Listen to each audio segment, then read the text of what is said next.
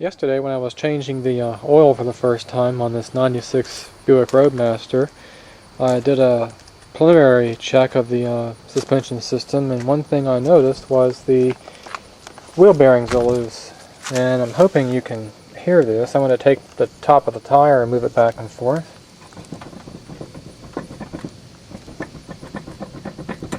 That's a lot of play in there. And I think they just need adjusting. If I rotate the wheel,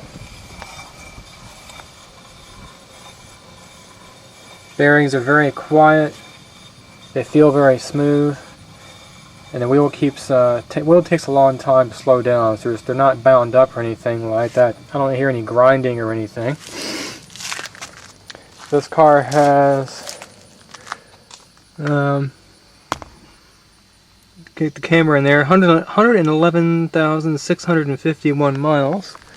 So that's actually low mileage for a 96 car. And these are probably the original wheel bearings. So I think what I'm going to do is just go ahead, instead of just adjusting them, I'm going to go ahead and take them out and repack them and replace the seal.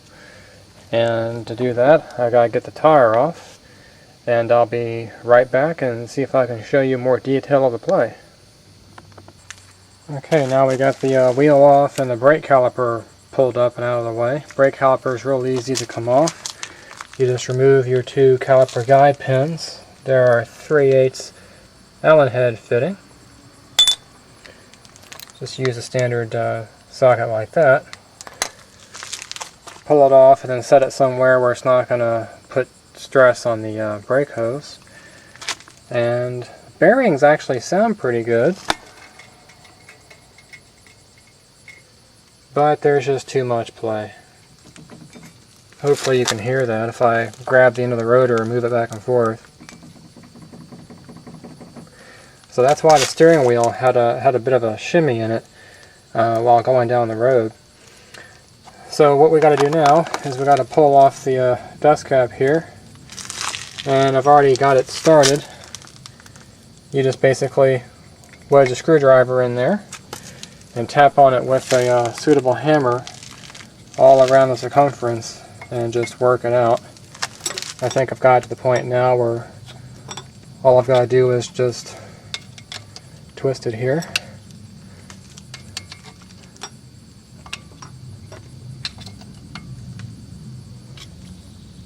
Just work it around. That might have gotten it. It actually looks very clean, which is good. Set that aside. Just like most cars of this vintage, you've got a little cotter pin in here that you have to take out. And that's what the needle nose pliers are for. You just grab onto the end of this and try to bend them forward. It's a little tricky to do because they're greasy. A lot of times you can take the same screwdriver and wedge it in there to get it started, and then take your pliers, move it out, and pull this back up. So let me get that pin out of there and we'll be right back. But initial indications are the grease is old, but everything's clean and not corroded and fairly good shape, so I think this is just regular normal wear. And I think if I just repack these and readjust the bearings, we'll be in good shape. Okay, now that the cotter pin's out of there, this castle nut has to come off. And the bearings were so loose, we just don't even need to have a socket wrench. We could just take our long socket and back this nut off. I like putting the small parts in the bearing cap I just took off. That way it's going to keep everything clean. Then there's a washer in here you got to work out.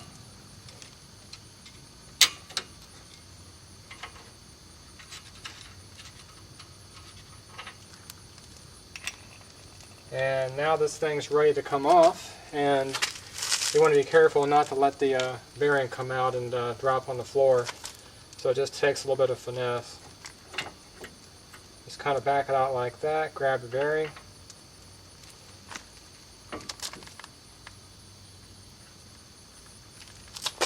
And the rotor comes off.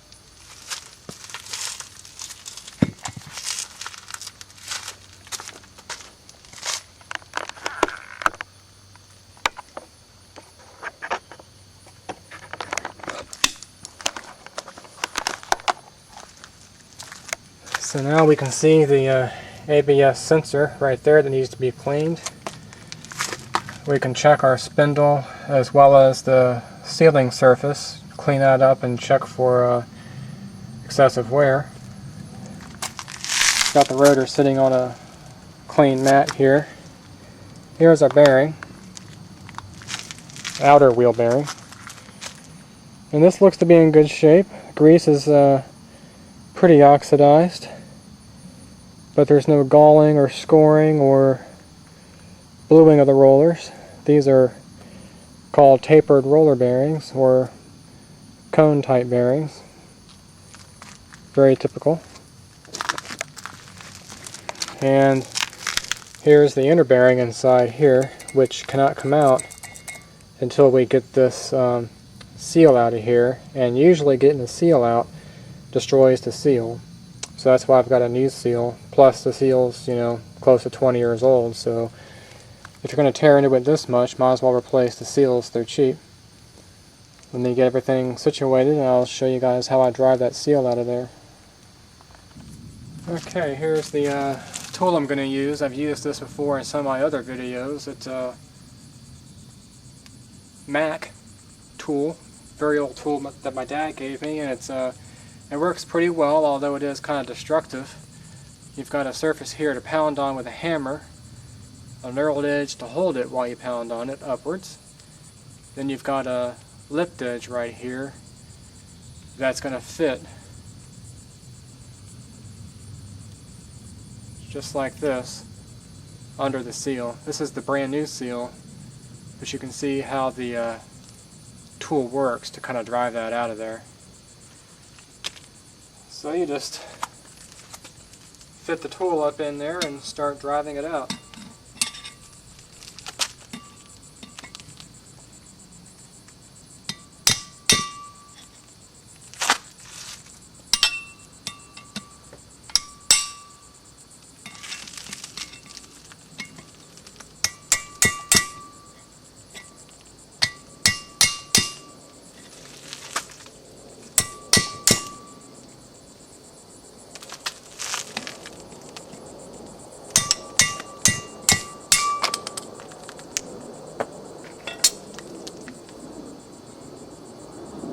Now you can take your bearing out and give it a good inspection. Looks pretty good still. Grease is rather dry.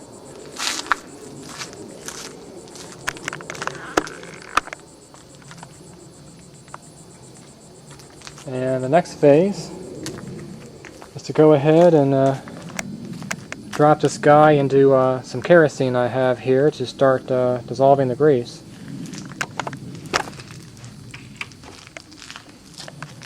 I'm going to do that with the inner bearing or the outer bearing there.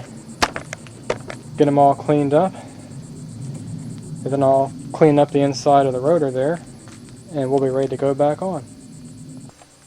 Okay, now that I got the bearings all cleaned up, this is the inner wheel bearing, and it looks to be in very good condition. There's no scoring or discoloration, and the action is nice and smooth.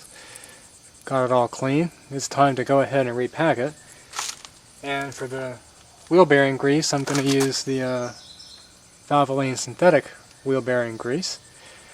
And I don't have a bearing packer, so what I'm going to have to do is put a little bit of this in my hand and kind of work it in.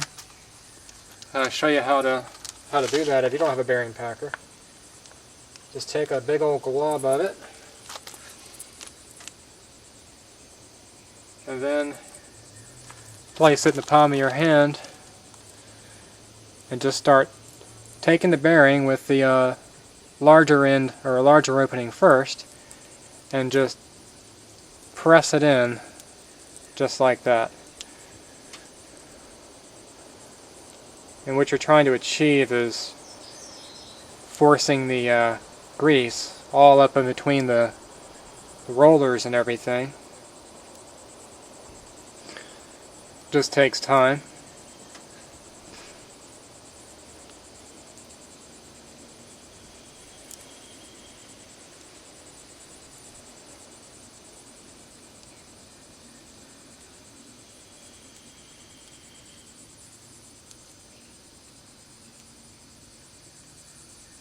You can already start to see, hopefully, the grease coming through the rollers.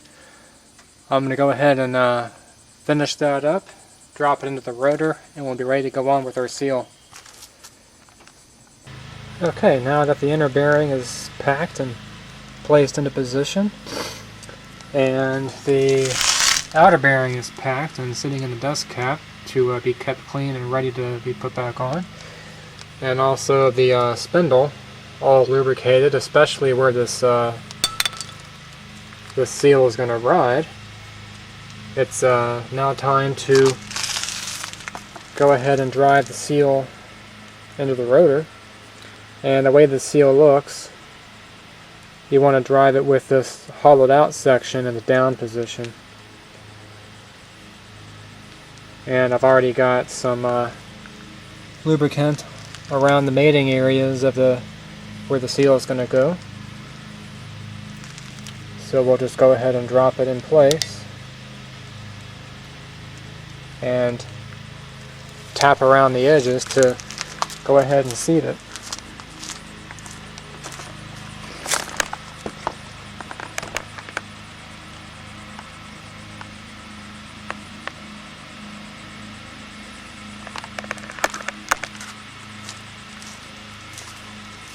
It's a little tricky to do, but it just takes patience.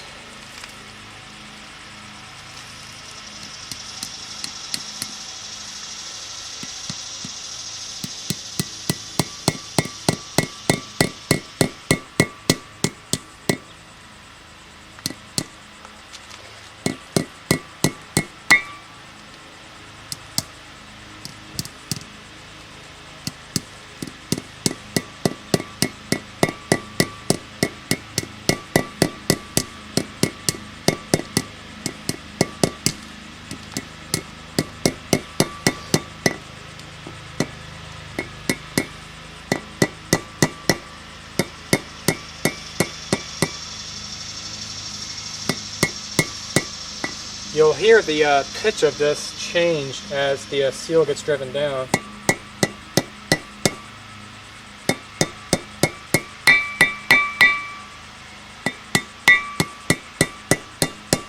Starting to change now.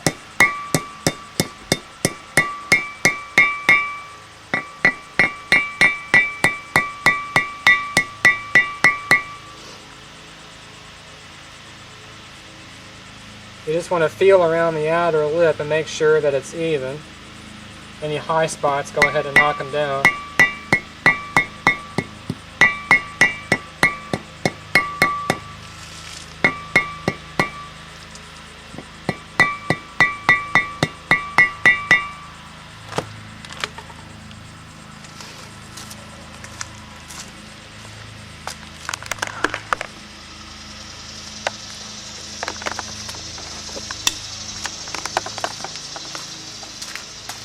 And that's basically all there is to it. Just light tapping with a hammer. You don't want to tap too hard and bend the seal, otherwise it'll never go in. I'm going to go ahead and clean up around the edges and we'll be ready to go back on. Okay, I just put a little bit of grease around the outer edges there and everything just to provide some corrosion protection, as well as took a toothbrush and knocked off a lot of the scale and buildup on this ABS sensor ring. And likewise on the ABS sensor itself, I cleaned that off, put a little bit of metal protector on there. So now this thing is ready to go back in.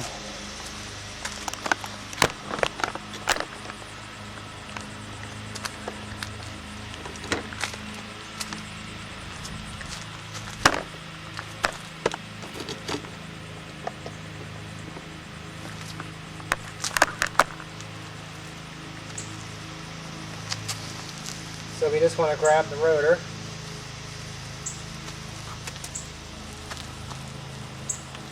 and gently slide it up, keeping it even. And once you start to feel it contact the sealing surface, just kind of keep rotating it until it pops into place. And keep some pressure on it because it's going to want to fall back down. And then go ahead and grab your outer bearing.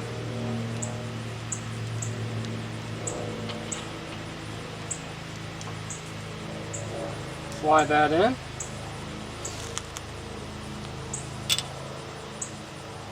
Then your lock ring.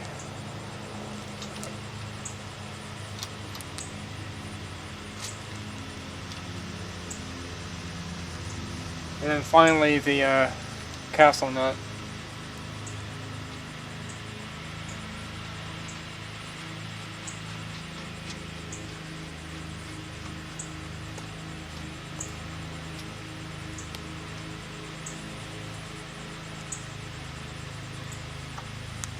Now to do the adjusting procedure properly, I'm going to have to put the tire back on here so I can rotate it, and I'll tighten this on down to take all the play out of it and then back it off.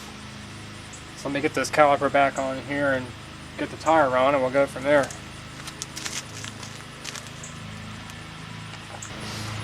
Okay, now that we have the wheel and tire assembly put on, we're going to go ahead and tighten down this lock nut as the wheel is rotated. And that's going to seat the bearing. I don't have a service manual, so I'm not really sure how to tighten or how much torque to apply, but it's usually about 20 or 30 pounds, and that's good right about there. So now we'll back off this nut.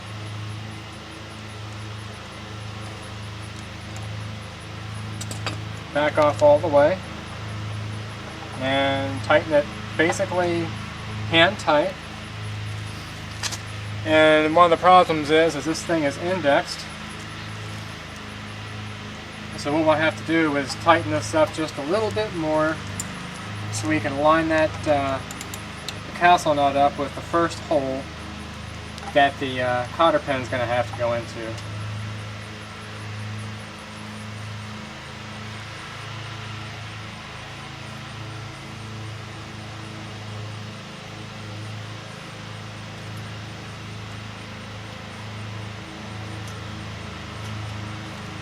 Basically just like that. I've got to drive that cotter pin in, but I think you guys get the general idea. And now that they're repacked with fresh grease and adjusted, all that play is gone. There's no play in there at all. And they're not so tight that the wheel doesn't freely turn. So that's basically spot on. I'm going to go ahead and put this thing back together.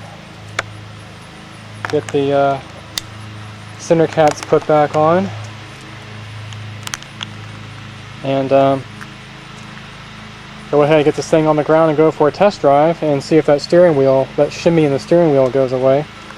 The next thing we're going to have to do on this thing is go ahead and replace the brake pads.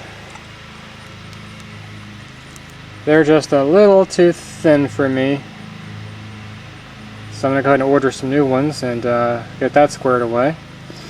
They're probably good for another year or so, but I want to go ahead and get them replaced. They're getting kind of cracked and old. And that should be a fairly straightforward job, just like a wheel bearing job. Wheel bearings on these kinds of cars have been the same for years. And I'm pretty impressed with so far with the way GM has designed this. All the suspension components have Zerk fittings on there, so they could be greased. And the wheel bearings also can be repacked and re-greased, whereas the Crown Victoria I was working on, you could not grease anything up front. It was all quote-unquote lube for life. So you just basically had to wait for the wheel bearings to start making noise, or wait until your tie rods have a lot of play in them, and then go ahead and replace them. And usually the replacement parts are going to have Zerk fittings, but That's not the case on this car. I think the upper and lower ball joints are all original. I think the inner and outer tire rods and idler arm are all original, and as well as the wheel bearings. So in this particular case, this car was actually more designed to be maintained than the Crown Victoria is, and that's going to allow me to keep these original parts for as long as I can.